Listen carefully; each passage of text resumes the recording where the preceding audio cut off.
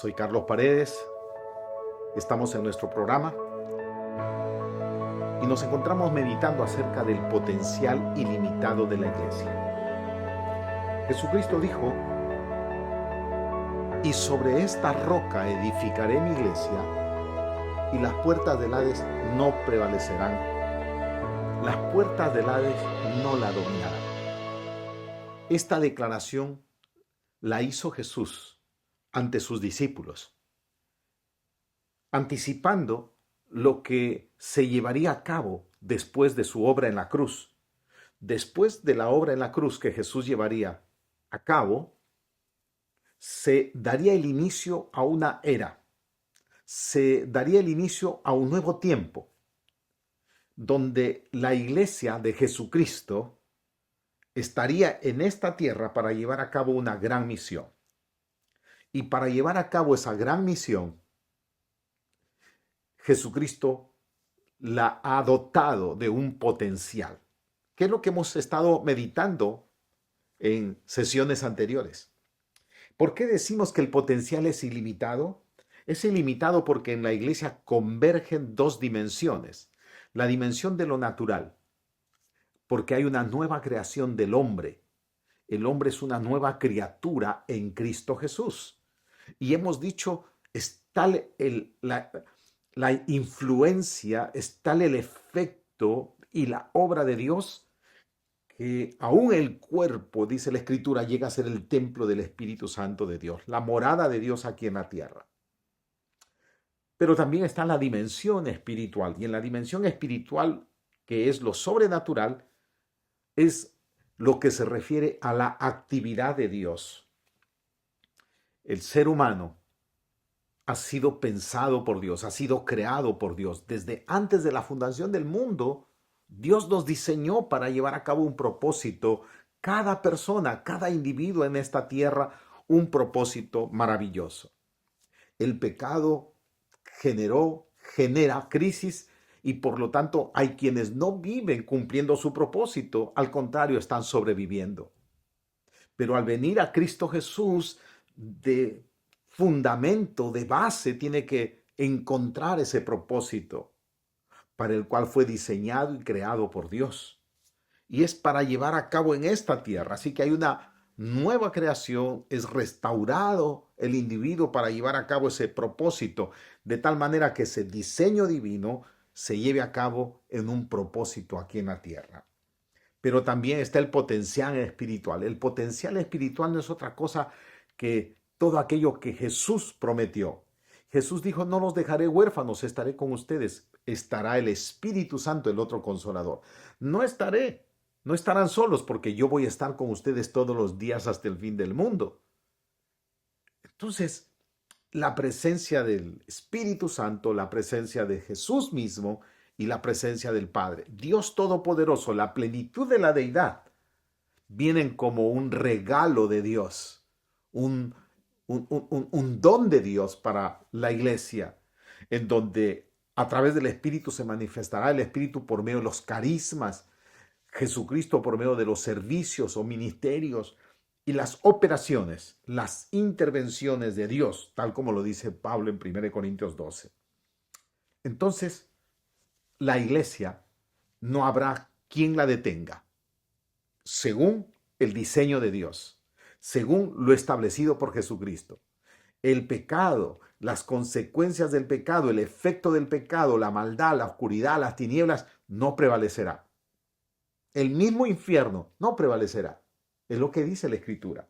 Entonces, nos tenemos que hacer una pregunta. ¿Para qué Jesús ha dado ese potencial ilimitado a su iglesia? ¿O por qué y para qué en la iglesia del Señor hay ese potencial ilimitado? Pues para cumplir con un propósito glorioso. Pero cuando hablamos de iglesia, muchas veces se nos viene a la mente un edificio con cierta forma y una cruz arriba o algo así. O hablamos de iglesia e inmediatamente pensamos en aspectos litúrgicos. ¿Qué dijo Jesús? ¿Qué entendieron los discípulos? ¿De dónde sacó Jesús la palabra iglesia? Entonces es necesario entender brevemente el contexto histórico. Recuerden que para aquel entonces la provincia de Judea estaba bajo el Imperio Romano, pero el Imperio Romano surge después del Imperio Griego. Y es así como un imperio se levanta y trata de hacer que aquel reino, aquel pueblo, aquella nación que ha sido conquistada desaparezca y prevalezca el nuevo imperio. Se impone una nueva cultura. Entonces, en la época de Jesucristo, Roma era un imperio, un reino que había conquistado ya el norte de África, por el oeste había llegado hasta España y Galia. Pues es interesante que entendamos que de pronto Jesús está tomando esta palabra eclesía, porque es una palabra griega. ¿Y qué significa la palabra eclesía? Bueno, se traduce al español iglesia, pero la palabra eclesía significa asamblea. Entonces, la eclesía era la principal asamblea de la democracia griega. 7 siglos, 8 siglos, 8 siglos antes de Jesucristo, el gran reino de los griegos se llevaba a cabo un gobierno de las ciudades-estado por medio de la asamblea, de la eclesía. Así se llevaba adelante los gobiernos de las ciudades-estado. Lo puede encontrar usted en el libro de los Hechos, capítulo 19. Bueno, desde el capítulo 18, cuando Pablo llega a Atenas y luego Pablo está en Éfeso. ¿Cuál era el rol de esa eclesía? Hemos dicho que su rol era para llevar adelante gobierno de la ciudad-estado. Básicamente ellos tenían que vigilar que todo lo que se haga dentro de la ciudad-estado se haga bajo los principios, bajo las leyes, las normas, los mandatos y los estatutos de su reino, del reino al cual ellos pertenecían. El reino de Grecia se hacía presente en una ciudad-estado a través de su asamblea, su eclesía. El reino de Roma, el imperio romano, se hacía presente en una ciudad-estado a través de una eclesía, una iglesia, una asamblea. Por eso es que cuando Pablo está en Atenas, él llega y comparte en Atenas y se convierte en un areopagita. Qué interesante. Cuando él está en Éfeso, el famoso alboroto de Éfeso, se constituye la asamblea, la iglesia, para ver qué asunto estaba convulsionando la ciudad. Y encuentran que no había un asunto que comprometía a la ciudad, sino eran temas entre individuos, entre Pablo, Demetrio, Alejandro, etc. Y dice que vayan ante los tribunales, pero los asuntos de la ciudad los vamos a trabajar, lo vamos a tratar y lo vamos a resolver en una legítima eclesía, asamblea. Era el gobierno de la ciudad-estado de Éfeso. Bueno, Jesús dijo: estableceré mi iglesia. Mire, en el mundo griego, la eclesía se dedicaba al nombramiento de los magistrados, era una de sus funciones, es decir, de los servidores públicos. La eclesía en la ciudad-estado del imperio del reino griego. Los magistrados a su vez elegían a los miembros del Areópago, que era un tribunal. También estos eran los que elegían a los estrategas para la guerra. Ellos eran los que aprobaban el ir a la guerra o aprobaban firmar la paz. Este era el rol de la asamblea. Era el propósito de la asamblea, de la eclesía. Que su reino al cual pertenecían esté presente en su ciudad y se cumplan los principios, los mandamientos, las normas y que impere esa cultura del reino al cual pertenecen. ¿Qué está diciendo Jesús? Yo edificaré mi iglesia. ¿Para qué? ¿Cuál es el propósito?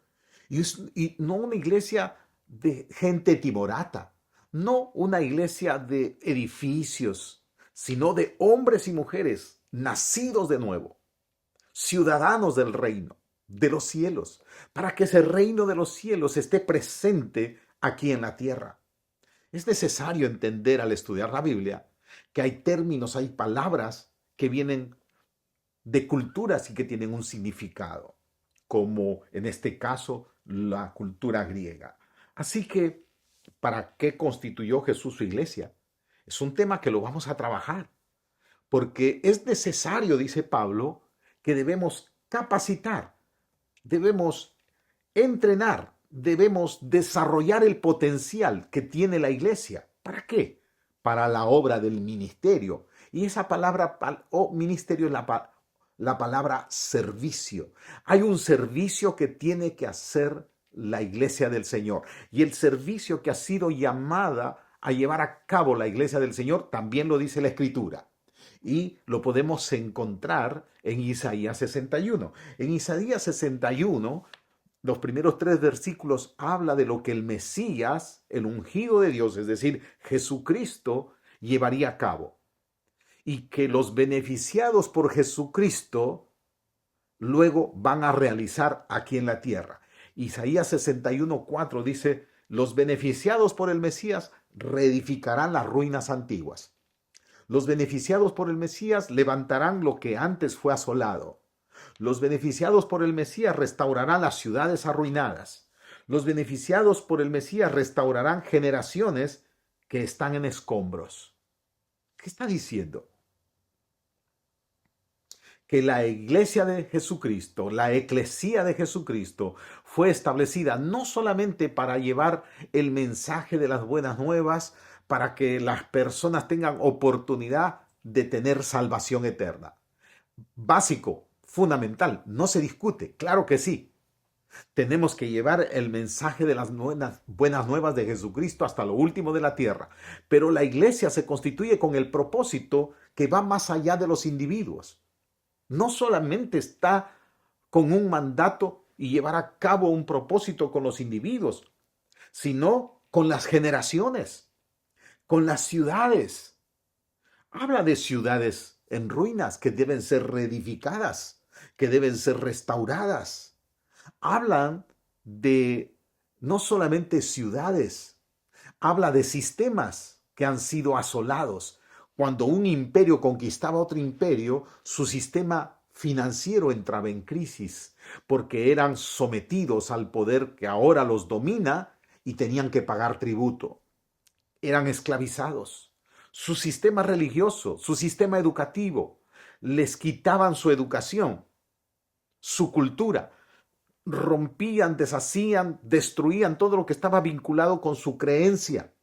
Eso es lo que hizo Nabucodonosor cuando vino y conquistó al pueblo de Israel. Destruyó el templo, arrasó con sus ciudades, sus muros, sus puertas y todo simbolismo de religión, todo simbolismo de relación con Dios fue llevado a Babilonia. ¿Por qué? Para poder someterlos, para poder destruirlos. Había que destruir su fe, su religión, su cultura, su economía. Mire lo que está diciendo Jesús, que la eclesía del Señor se tiene que levantar para traer una restauración de la economía, una restauración de la educación, una restauración de la cultura, de los principios, de los valores. Lo dice. Y para eso le ha dado un potencial. Para eso tú eres un nacido de nuevo y has sido restaurado aquello que Dios diseñó en ti desde la eternidad para llevar un propósito maravilloso, glorioso en esta tierra. Por eso tenemos que entender el mandato que nos da Pablo en Efesios capítulo 4, a fin de perfeccionar. La palabra perfeccionar es equipar, completar la obra. Usted ya tiene un potencial. La iglesia ya tiene el potencial porque Dios en Jesucristo ha prometido su presencia. Pero si nosotros no lo entrenamos, no lo equipamos, no lo capacitamos, no desarrollamos ese potencial, nunca podrán cumplir con la tarea. nunca podrán llevar a cabo el encargo que se le ha dado. Tal como dice aquí, el propósito de edificar el cuerpo de Cristo tiene que ver con el equipamiento, el entrenamiento, la capacitación, que todo el potencial pueda convertirse en una competencia. Hay una gran tarea. Miren cómo vivimos el día de hoy en un mundo de zozobra, un mundo de oscuridad, un mundo donde la economía no se utiliza para traer desarrollo, sino para someter. Recuerdan que ese youtuber con $2 millones hizo más de 100 pozos en el África para que tengan agua. Muchas personas, pueblos. Y las Naciones Unidas, aquellos que se dicen ser benefactores, que levantan miles de millones de dólares al año, no han cumplido con esa tarea. ¿Qué está pasando? ¿Qué está sucediendo? Necesitamos levantarse. Necesitamos levantarnos. Por eso Isaías 60 dice, levántate y resplandece. Jesús lo dijo también. Vosotros sois la sal de la tierra. Vosotros sois la luz del mundo. Hay un llamado, hay un propósito. La palabra mundo es sistemas. Hoy día los sistemas educativos, los sistemas económicos, los sistemas de gobierno, los sistemas para entretener incluso, están torcidos, están llenos de tinieblas, de oscuridad, no están cumpliendo el propósito. Por eso que vemos tanta zozobra, tanto dolor en el mundo. Es tiempo que la eclesía de Jesucristo, la iglesia de Jesucristo, se levante y la puerta del Hades no prevalecerá. Recuerda, este es tu programa ADN de líderes de éxito según la Biblia. Soy Carlos Paredes y estaré aquí siempre para compartir esta palabra de inspiración. Que Dios te bendiga.